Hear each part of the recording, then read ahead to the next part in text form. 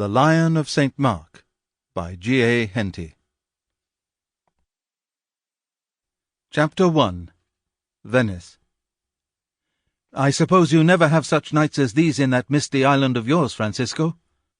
"Yes, we have," the other said stoutly. "I have seen just as bright nights on the Thames. I have stood down by Paul's Stairs and watched the reflection of the moon on the water, and the lights of the houses on the bridge, and the passing boats, just as we are doing now.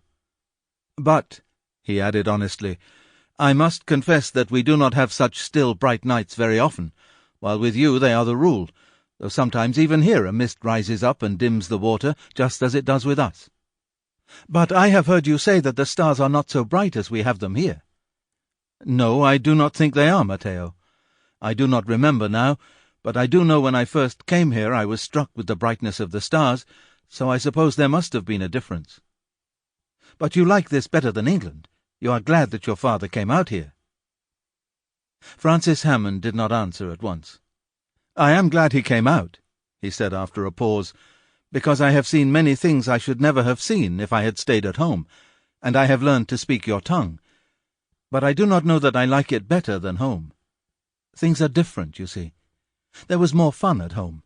My father had 2 or 3 apprentices whom I used to play with when the shop was closed, and there were often what you call tumults, but which were not serious. Sometimes there would be a fight between the apprentices of one ward and another. A shout would be raised of "Clubs!"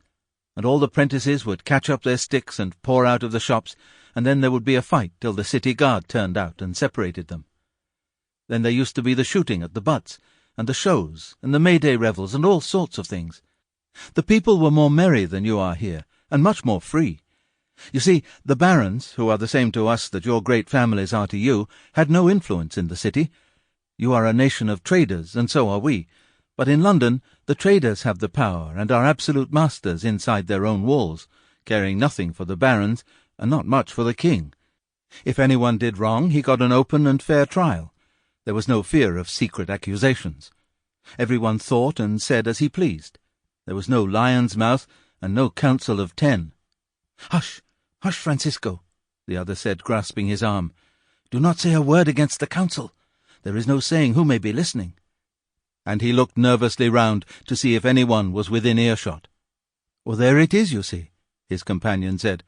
"So long as we have a safe conscience in London, we are frightened at nothing, whereas here no one can say with certainty that he may not before tomorrow morning be lying in the dungeons of St. Mark without the slightest idea in the world as to what his crime has been. There, Francisco." Sample complete. Ready to continue?